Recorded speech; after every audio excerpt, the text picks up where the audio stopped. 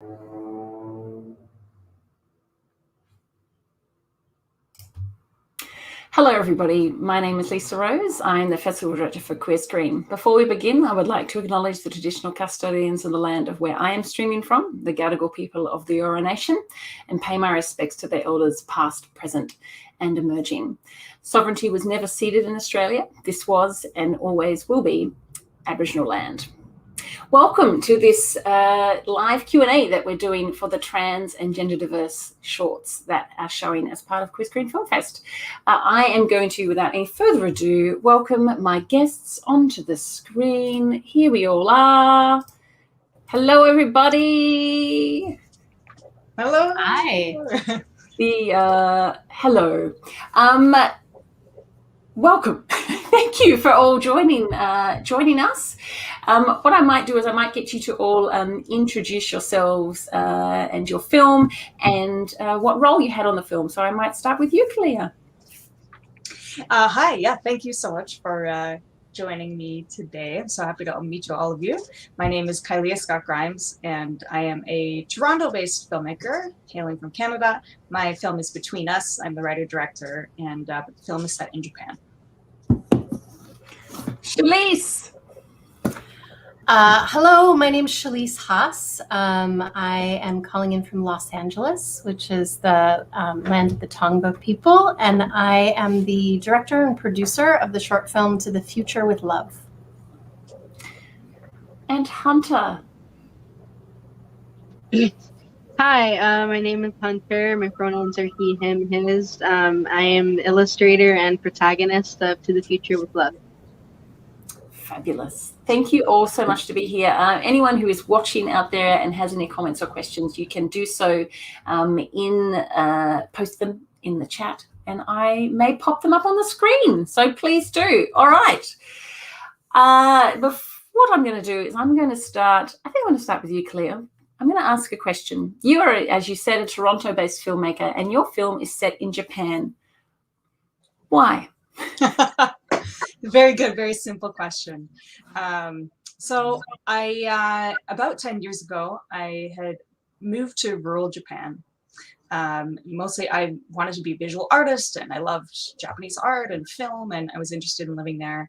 And so I ended up in this small kind of mountain town, and found that while I was feeling like a stranger for the first while, I found kind of like a family away from home among queer and trans friends there.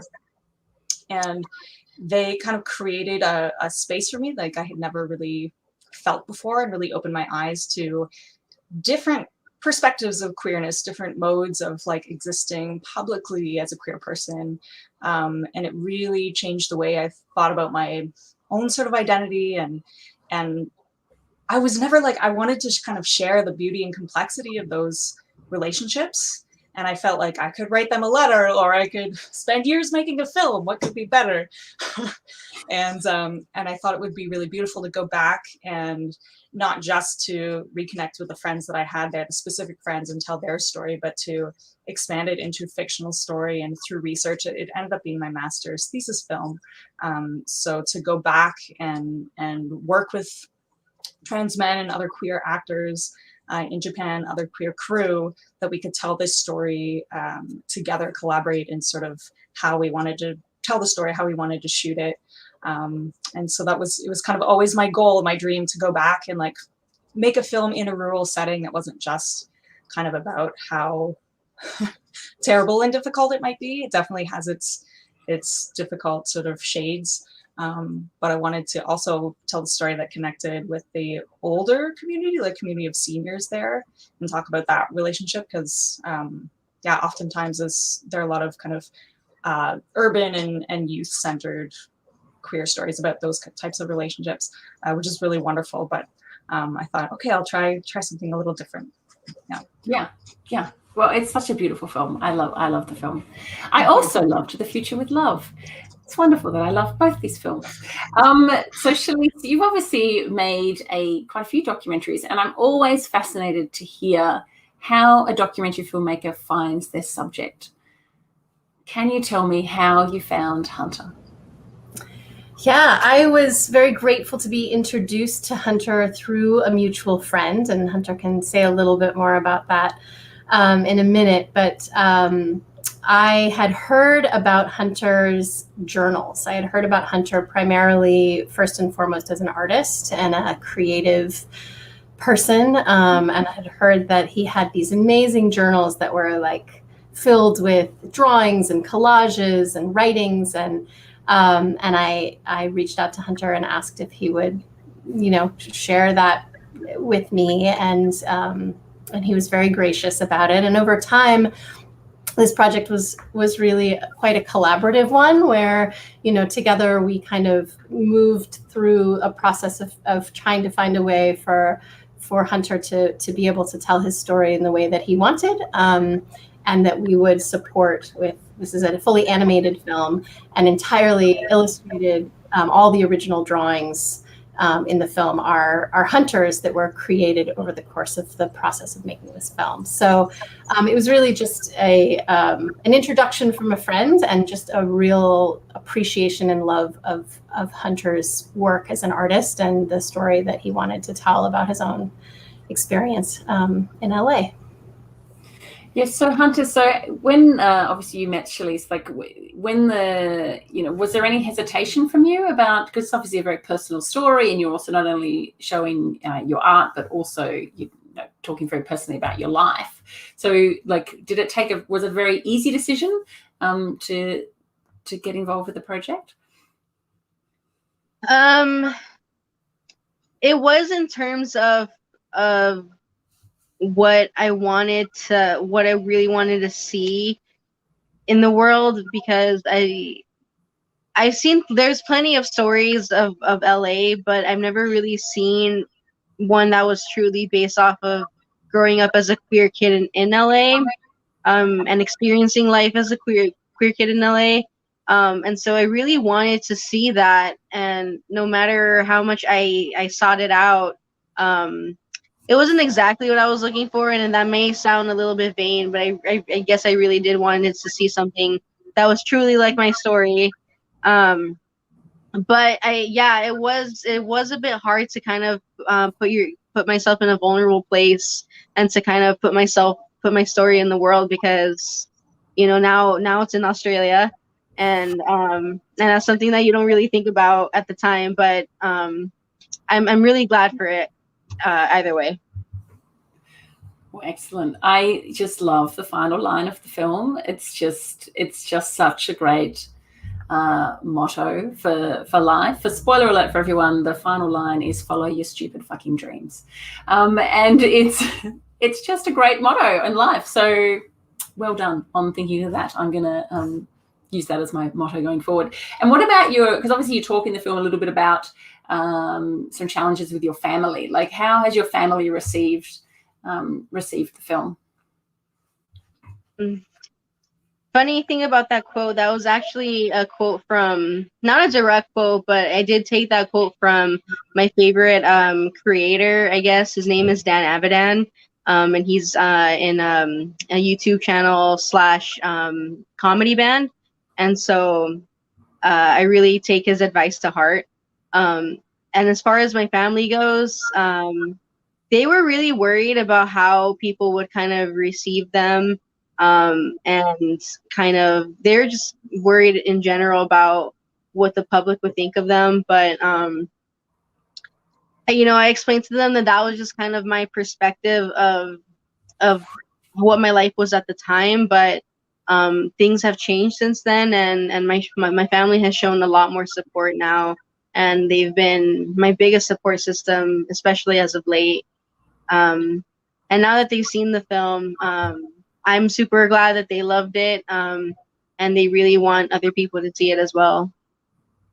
Fabulous. I just love to say that, so Hunter's family came to our first in-person screening, which was in Los Angeles at the Outfest Film Festival. And I was also terrified and nervous. Like, I wanted them, to feel the love of the audience. And it was such a lovely evening where when we introduced that they were in the audience, the whole audience gave them a huge round of applause and so much love and embrace. So that felt like a real gift. What about Damien? Was Damien there? Have you met Damien? No, I have not. Though he has seen the film himself, he has seen it in a screening already in Bentonville, and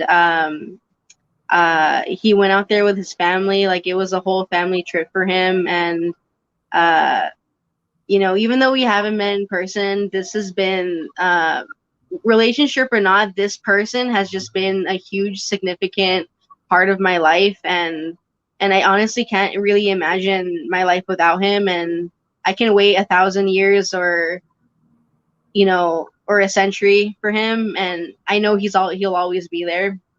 And so I'm not really worried if, you know, if I'll see him, it's just when. But yeah, he's been besides my family, he's been my number one supporter throughout it all. Fabulous. Kalia, I wanted to talk a little bit about the casting of the film. So you said you obviously went back and kind of, you know, were really ingrained. I was going to say ingratiated, but that's not the right word. Ingrained. Maybe it is. Ingrained in kind of like your friendship circle. So like, did the casting come from that, or was that sort of a different process? Yeah, so I did go through Network of Friends first and foremost to put the word out, like the network of queer friends, mostly because I felt like traditional casting agencies either wouldn't have actors who wouldn't have necessarily trans actors, or that people wouldn't necessarily put that identity in the forefront of where, like, you know, like in a casting agency, that information might not be evident. And so I thought, okay, well, rather than, you know, looking for the best actors for the part, I'm just going to interview people, see who's interested. First, tell people what I'm about, what I would like to do with the film, so they know where I'm coming from, and then say, let's just sit down and have a chat and see if this is something that interests you, and to find out if like who was interested in kind of sharing in the process of bringing the characters to life.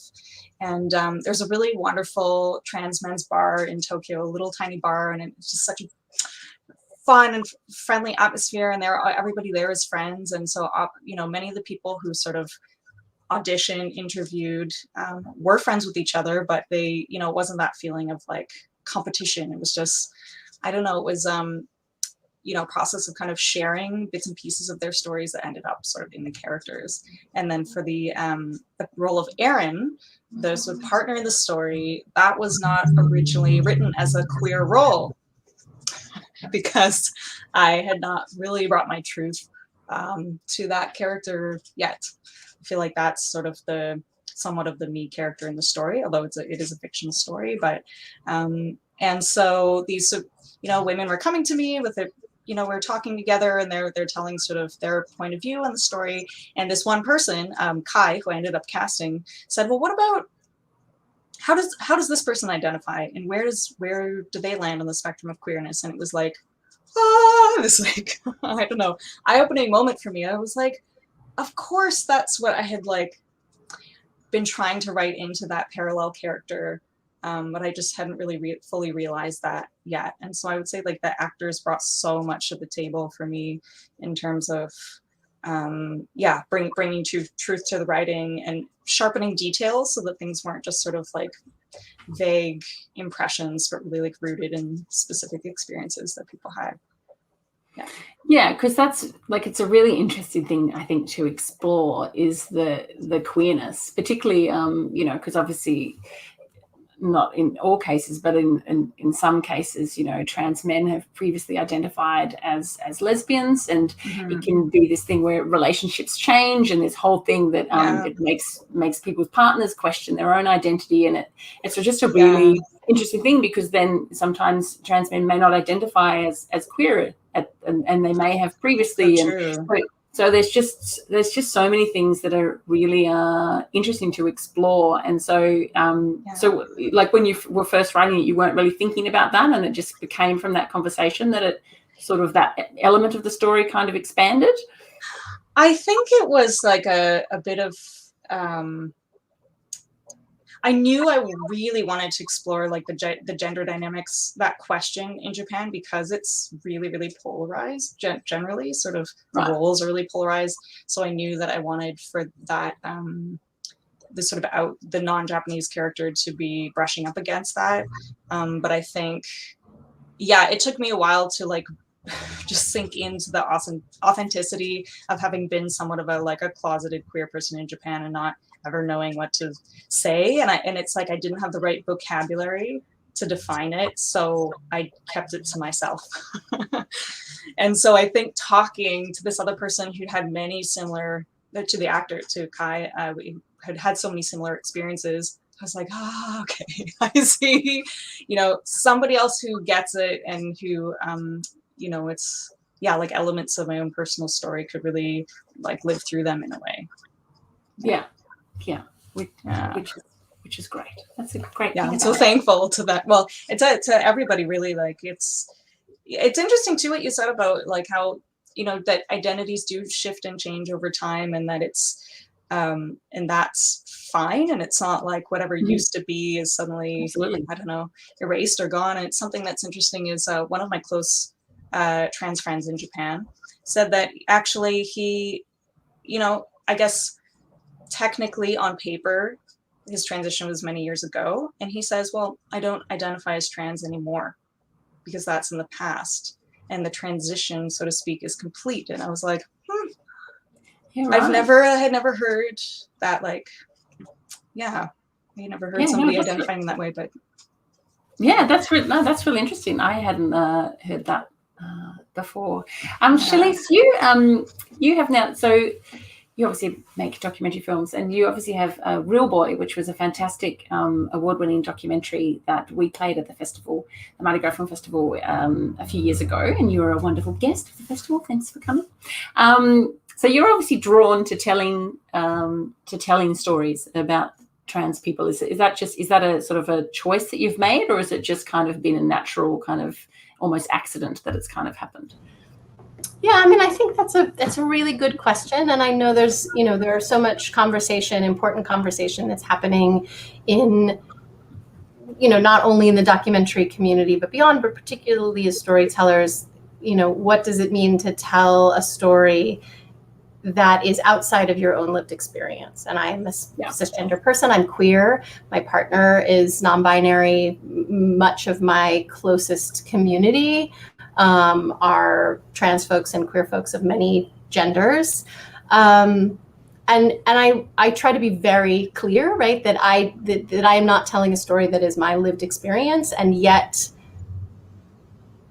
really try to invest in the process of being, of bringing in as many folks around me in the creative process who are participating in that with me. And I think in this case, and Hunter can speak to his experience about this, but in this case, I think it was very much my intention to, even though I directed the film and I produced the film, and a lot of the sort of like labor of making the film happen were certainly things that I took on, that, it was really important to me that Hunter and I were kind of in regular collaborating to the point of saying, how do you want to represent this part of your life, right? Like you've said this, that that you feel like your parents just want to fit in.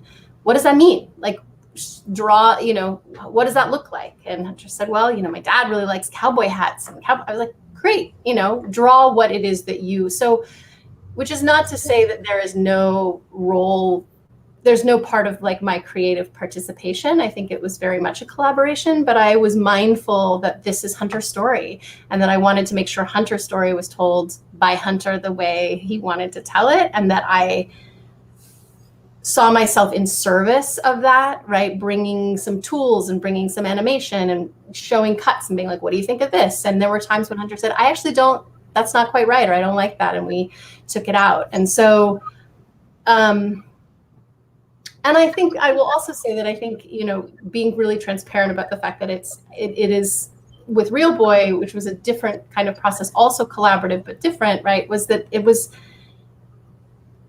we as documentary filmmakers are not it's not a fly on the wall experience. We are not like capturing life exactly as it is, right? We are always, as the filmmaker, we are always present in our films, whether we acknowledge it or not. And I think that it's important to acknowledge it and know that that is always going to be present, and try not to sort of like give yourself the idea that you have captured reality or that you've discovered something. And so I don't know if that answers your question, other than to say that for me, the conversation about gender is one that I am engaged in my life all the time, that I love, that even though that I am a cisgender person and I feel, alignment with the sex I was assigned at birth in many ways, I also feel very gender queer internally, right? It's not always external.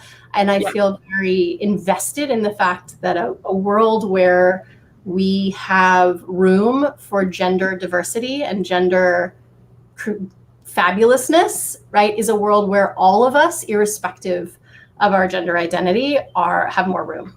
Like all of us have more room. And so to me, I think conversations about queerness and gender are important for all of us, and not just for small slices of our communities.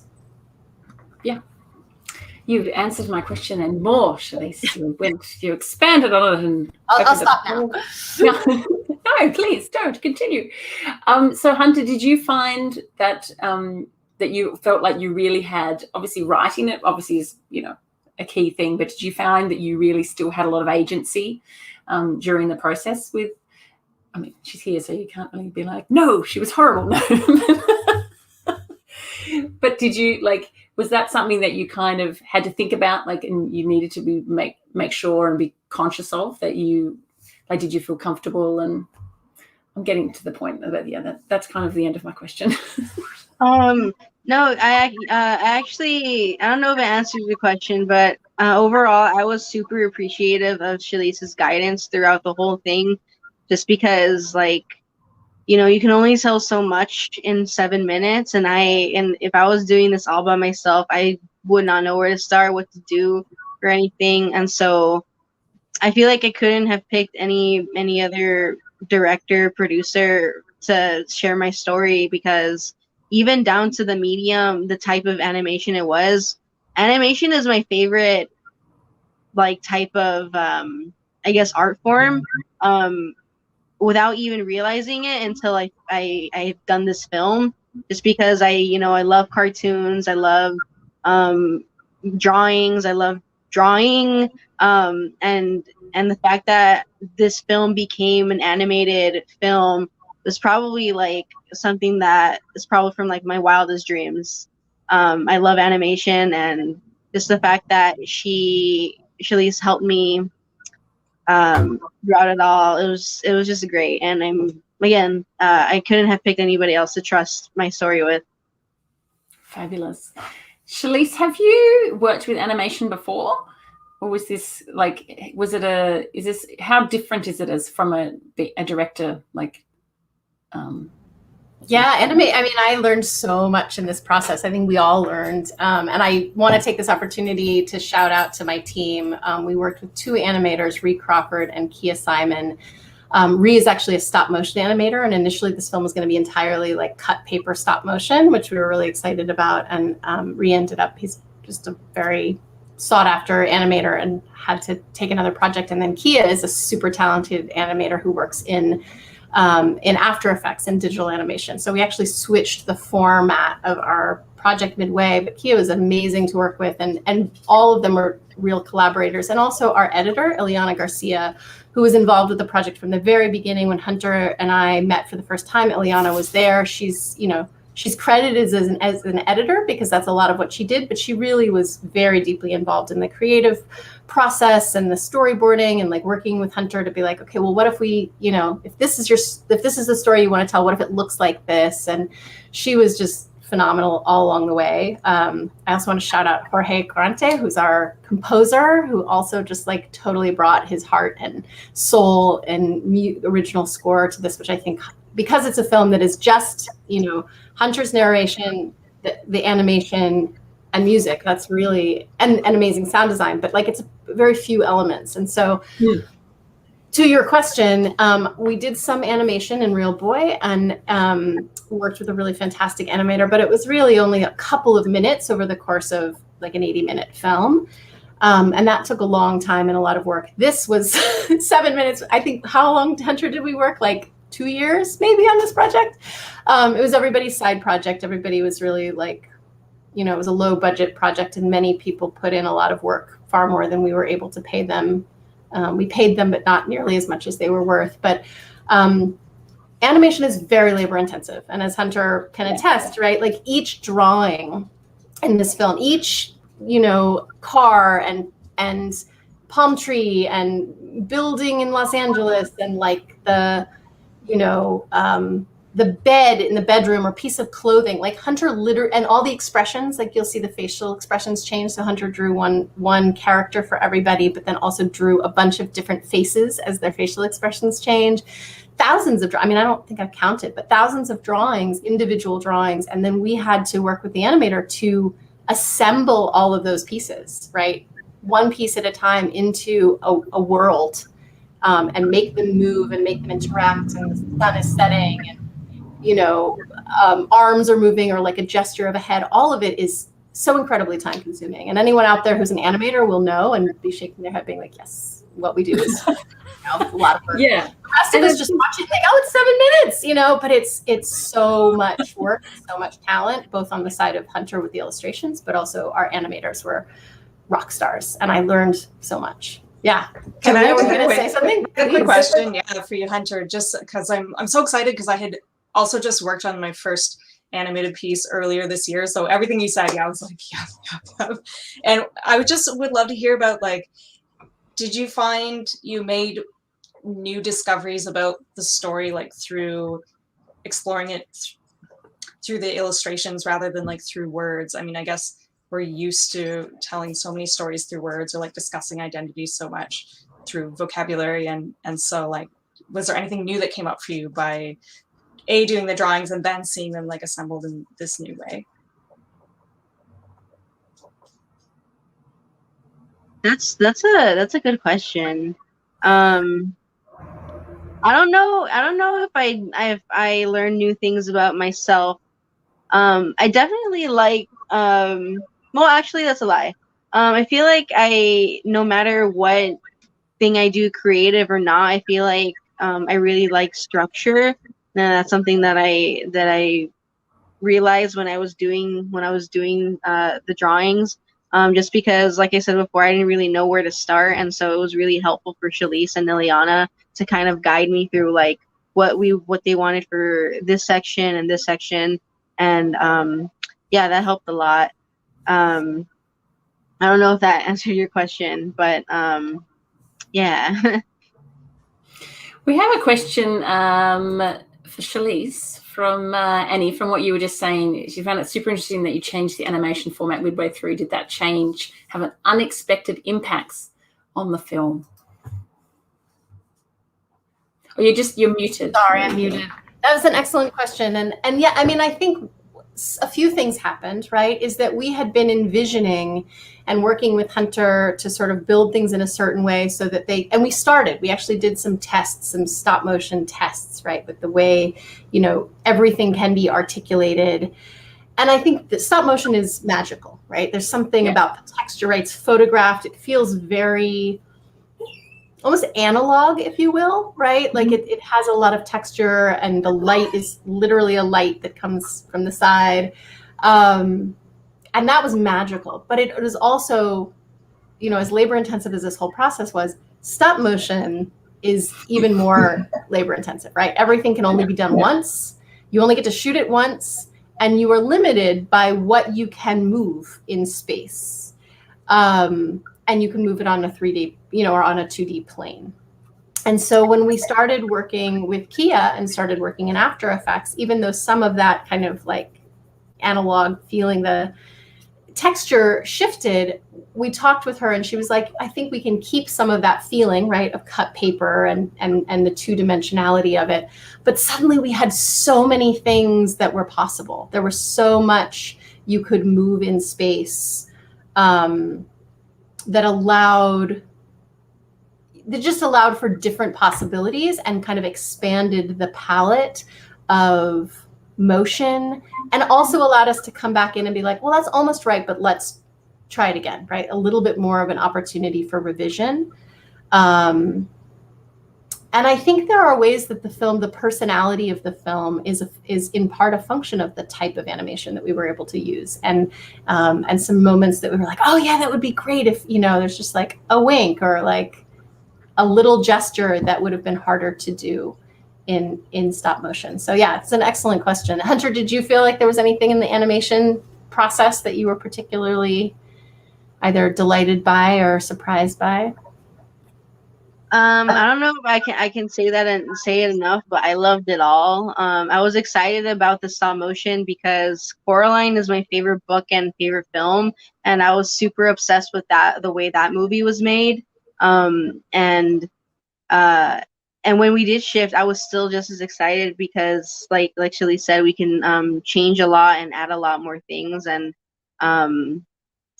yeah, it was. I can't say enough. It was great. I loved all of the animation.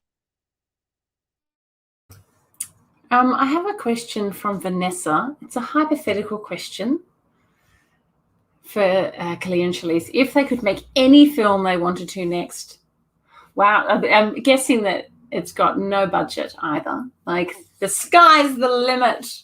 What would it be? Kalia, you get to go first. Oh no. Oh.